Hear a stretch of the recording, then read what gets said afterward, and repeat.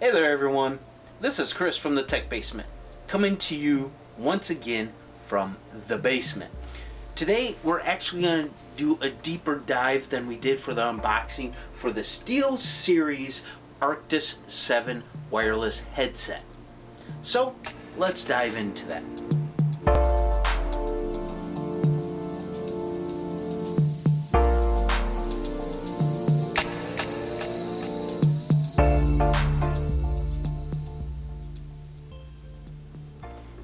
Okay, here we have the Steelseries Arctis 7. The first thing I want to go over with you is connection, because connection is key. That's how you get your sound and all that other stuff. So without further ado, we're going to go over the different connectors that we have here.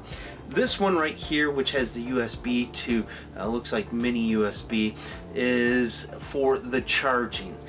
I know that this charges the headset rather quickly.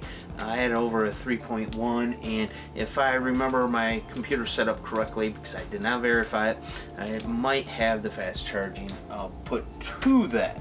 Now the second connection, which you console gamers are going to be really happy about, especially the Xbox console players, this is your 3.5 connection that you can connect, I believe it is, to your connector. I'm not a console player, so I'm not sure exactly how these connect up, but I believe that is where it connects to. Now also I did try this with my smartphone. It worked great for YouTube, and it came across nice and clear, all that other stuff. You're not gonna get the 7.1 surround sound from it, but you do get really good sound. It's crisp and clear as it should be. Now with that being said, I went and tried the Google Play. For some reason Google Play was not working very well with this type of connection, and I wasn't able to figure out why. I hadn't had any chance to call up tech support to ask them for further instructions on how to get this to work properly, because what it did, it would start the song, you would hear it, and then after about 5-10 seconds just drop right out. So I'm not sure exactly what's going on there, but everything else I connected up to with the 3.5 millimeter connector worked just fine. Now this is something that you console players are going to be really excited about if you have a PlayStation or a Switch. Oh yeah, also with the 3.5 millimeter you can connect up to the Switch as well. But if you don't want to be tethered by the Switch, you can use the 2.4 lossless connection that they have that works through this connector, which is a really big deal for some people. They like to sit back away from their TV, which I don't blame them, because this connector for the 3.1 is approximately, I would say, 3 to 5 feet, and I'm being generous about the 5 feet. I think it's more like 3 to 4 feet. I did not measure it, but it's not that far away. Now going to the wireless, let's talk about the range of the wireless. The wireless says it's up to 40 feet. I tested it, and I believe, I didn't measure it, but I believe it to be 40 plus feet, and that's quite incredible, and I'll tell you why. I have several devices in my house that are 2.4 gigahertz wireless connections, so that is saying something about it. Came across just as clear as if I was sitting down at my desk where I'm sitting right now, and had no problems with it. You will definitely hear when you do get at that spot where it kicks off, but that is a connection. So now going from the wireless, let's go to the sound. As I was mentioning, the sound is pristine. I've been gaming, well, all my life. I've played from a little kid up until now. So I started with Pong, okay, moved on to tanks, into Atari, things like that.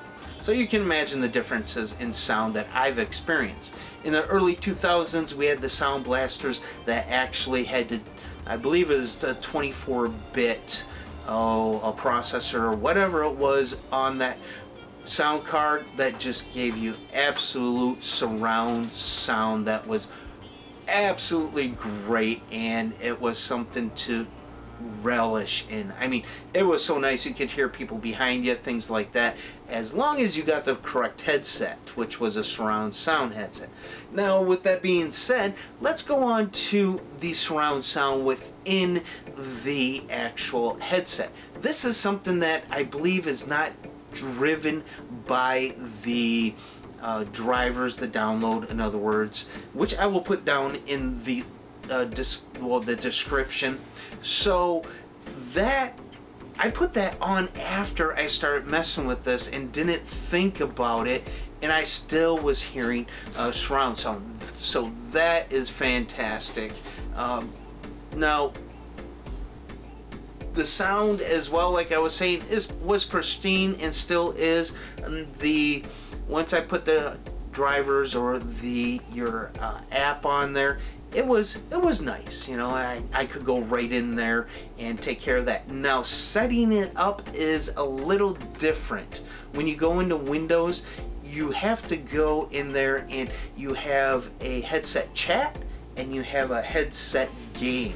And this is where I want to talk to you about the chat mix switch. And when I say switch, it's more of rolling up and down on the headset itself. It is located on your right hand side, and it's right here. And it's not a bad little, sorry, it was up here. This is not a bad little gimmick. I call it a gimmick because, you know, it pretty much is. But you are actually able to lower a chat sound from Discord and your volume up or down, and as you do move them, it does lower the other. And this right here actually has a little, you could say like a little notch feel, and when you get halfway in between both, you can definitely feel it. Now, going on further with the headset itself and some of its functions, what I do really like here is the mute button right here. One, you can hear it click on and off. You might not be able to, but it also sticks out. It's not a button that you just click and it just clicks and there you go. But no, this one sticks out if you're muted, and then back in if you want to start talking again. The next feature on this is the headset mic. The mic here is not very long. I was really, here, I'll give you an example. I was not really that impressed with it until I actually put it right here. And that's all it really needs to be at. With this right here where it is, it's perfect. It's absolutely perfect. You want an example, and I'll put the link down below, is that in my Zero Caliber stream, yes, it's a VR stream, and I used it for that, and I was as clear as a bell on that. And that was very, very nice. Now, speaking of comfort and things being placed where they need to be, this headset definitely has it. I like how comfortable it is. I barely had to adjust the strap, and you adjust the strap with this right here and right there. Just put it right there, and I barely had to adjust it to get it to fit just right for me. Another thing about these headsets, they do not clamp on your head really tight like some of your cheaper ones do. A good example is the Logitech 430s. I've had them, and I've had them for months. I really liked them until I picked these up. And I'm not talking about just for the sound. I'm talking about for the comfort level. The ear pads. The ear pads right here are a very, very soft padding, and the material on the padding, the cup here, is not coarse like the one on the 430. Also, I feel that these do not actually squeeze my head. like on the Logitech 430s, and that is very, very nice.